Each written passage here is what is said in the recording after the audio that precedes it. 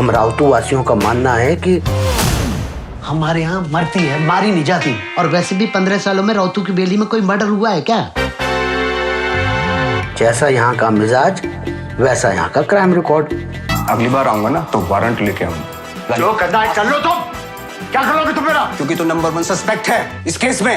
राम राम जपना शुरू कर दे, बहुत जल्दी जरूरत पड़ेगी। क्या यार?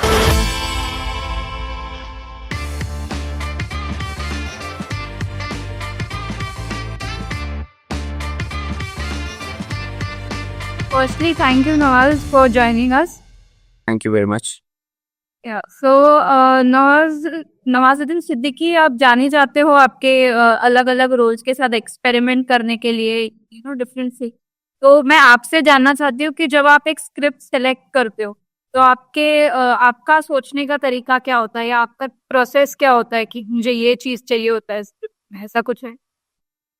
हाँ, आपको जैसे आपने खुद ही जवाब दिया अपने सवाल में कि मैं हमेशा यही चाहता हूँ कि मेरे मेरे जो रोल्स हैं, जो रोल मैं कर रहा हूँ, वो बहुत ही अलग अलग किरदार हो। दैट इज वाई इसलिए मैं चाहे गैंगस्टर हो, चाहे कॉप हो, चाहे वो ठाकरे हड्डी में ट्रांसजेंडर का रोल किया, तो ये इसी वजह से मेरे को ना अलग अलग रोल सेलेक्ट करने की एक वो है, चाह रहती है हमेशा कि मेरा अगर मैं कॉप भी कर रहा हूँ, अगर मैं 3 बार कॉप कर रहा हूँ तो तीनों अलग अलग कॉप होने चाहिए।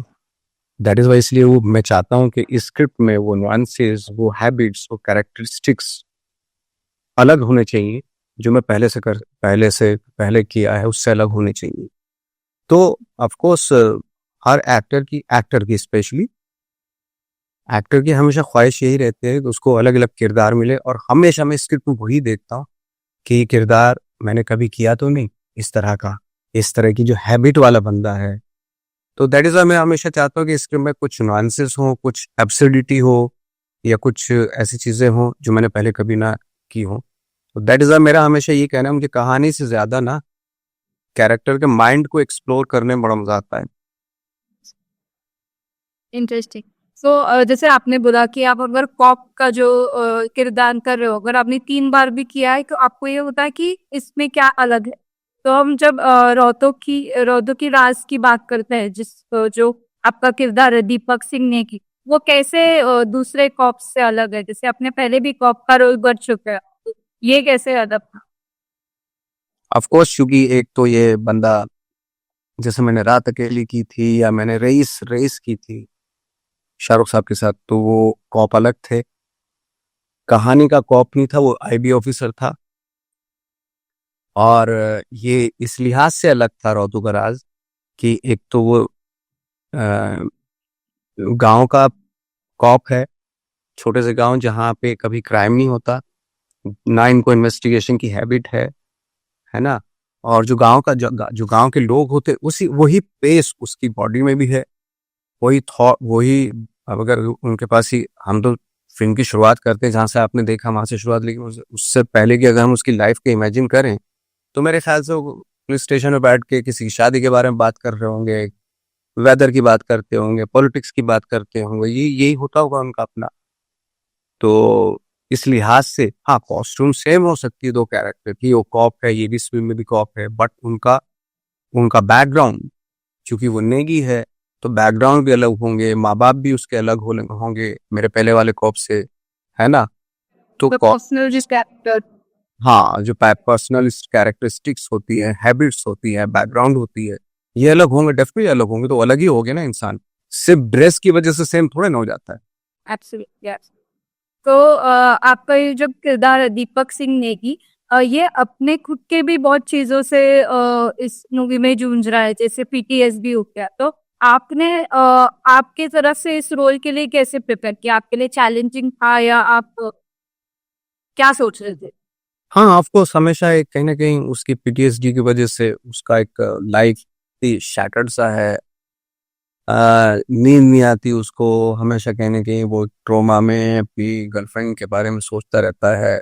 बट जैसे ही उसको इन्वेस्टिगेशन की पहली बार मर्डर होता है, क्राइम होता है उस गांव में, तो जैसे ही वो इन्वेस्टिगेशन शुरू करता है, एट द सेम टाइम उसका जो ट्रोमा होता है वो भी ऑटोमेटिकली ड्यूरिंग दिस इन्वेस्टिगेशन वो भी धीरे धीरे खत्म हो जाता है। एंड में वो खुद को बहुत फ्री पाता है कि थैंक गॉड कि मेरी लाइफ से वो भी हटा और जो मेरा काम था वो भी सक्सेसफुल हो गया। ओके। सो मेरा नेक्स्ट क्वेश्चन ये था कि आपको पर्सनली रोतू का राज के बारे में क्या अच्छा लगा था? लाइक मर्डर मिस्ट्रीज हम देखते हैं, पहले भी बहुत हो चुके हैं, अभी भी बहुत बन रही है, बट इस स्पेसिफिक फिल्म के बारे में क्या एक खास बात थी या आपको क्या अच्छा लगा? या कैसे ये दूसरों से अलग है? डेफिनेटली पेस की वजह से अलग है और जो कैरेक्टर है बहुत ऑथेंटिक है। मर्डर मिस्ट्री में जो कैरेक्टर है बहुत ही लार्जर देन लाइफ आपने देखे होंगे। फास्ट पेस होता है, जो इन्वेस्टिगेशन करता है वो बहुत ही स्मार्ट बंदा होता है ना। इसमें ऐसा नहीं है, गांव का बंदा है, स्टार्ट बड़ी वेरी सिंपल तरीके से करता है, इन्वेस्टिगेट करना शुरू करता है और धीरे धीरे इस लिहाज से अलग है। और चूंकि एक ऐसा गांव है जहां पे सबको जानते हैं हम लोग, कॉप जो पुलिस, और होता भी है कि एक छोटे से गांव में जो पुलिस स्टेशन होता है वो सब परिवारों को जानते हैं और बात करने का उनका तरीका कैसा है वो आपने अगर देखी हो फिल्म तो उससे पता चलता है कि हाँ भाई क्या ये तू इसका बेटा है, अच्छा फला का बेटा, हाँ तो जानते हैं वो सारे। तो इट्स नॉट लाइक कि मैं आके उनसे हाँ खड़ो जाओ बैठ जाओ ये वो सब ऑर्डर नहीं है, तो सिंपली बात कर रहे हैं क्योंकि गांव साँव की बात है, घसर की बात है उनकी। तो इस लिहाज से बहुत सारे लिहाजों से अलग है ये। और सबसे अच्छी बात का जो उसका ट्विस्ट है एंड में, जब रोतो का राज का जो ट्विस्ट आता है, जब पता चलता है कि बच्चे ने मर्डर किया है, बट ट्विस्ट वो नहीं है, ट्विस्ट ये है इस फिल्म का कि वो जो बच्चे ने जो मर्डर किया है उसका इल्जाम वो रेपिस्ट पे लगवा देता है क्योंकि उसको मालूम है कि बच्चे की पॉसिबिलिटी बहुत है, जिसकी लाइफ तो शुरू हुई है, जिसके पास टैलेंट है और वाकई वो बच्चा जो टैलेंटेड है वो टैलेंट शायद हजारों लोगों के काम आए। तो इस लिहाज से वो उसको उस सजा से बचवा देता है। तो ये मेरे को बहुत अच्छा है, नोबल थॉट लगा इसको। एब्सोल्युटली।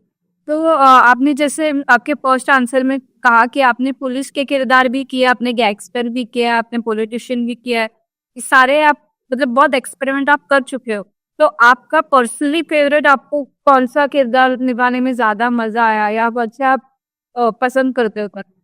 देखिए एज फार एज मजा आया कंसर्न तो वो तो देखिए हर कैरेक्टर में मजा आया। पसंद की बात भी होती है, देखिए अगर आपकी मदर के तीन बेटियां हैं, 3 बच्चे हैं, तो आप उनसे पूछो कि भाई आपको कौन से बच्चे से सबसे ज्यादा प्यार है, तो माँ के लिए बहुत मुश्किल हो जाता है जवाब देना।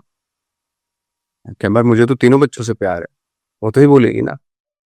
हाँ कोई एक करीब होते हैं बच्चे के जो उनकी ओबीडियंट होते हैं, जो बच्चे उनकी इज्जत करते हैं माँ बाप की, उस लिहाज से मैं बोल सकता हूँ कि कुछ किरदार होते हैं जो आपके थोड़े रियल लाइफ से थोड़े नजदीक होते हैं।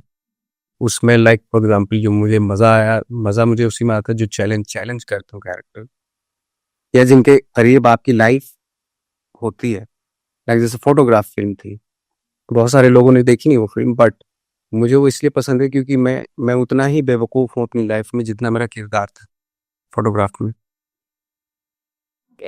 तो अदर डायरेक्टर आपका आनंद सुरापुर के साथ काम करने का कैसा एक्सपीरियंस रहा भाई?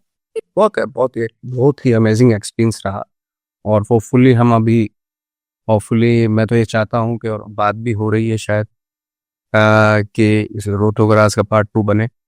और दे आर टॉकिंग अभी बातें चल रही हैं, तो रोतो का राज में के फिर कुछ और इन्वेस्टिगेशन करने के लिए निकलेगा अपने स्टाइल में। तो लेट्स सी, होपफुली जल्दी से ये चीज न्यूज आए आपके सामने। अरे हम रुके हैं उसके। तो हमने जो सुना था कि और एक प्रोजेक्ट है नवाजुद्दीन सिद्दीकी साहब और आनंद सुरापुर के साथ, तो क्या ये वही है जो दिसंबर में हॉट फ्लोर जाना जब? Hopefully, but we are in talking terms, you know. ZEE5 global अगर हरी झंडी देंगे तो डेफिनेटली हम लोग करेंगे। Thank you Nawazuddin, thank you so much. Thank you very much.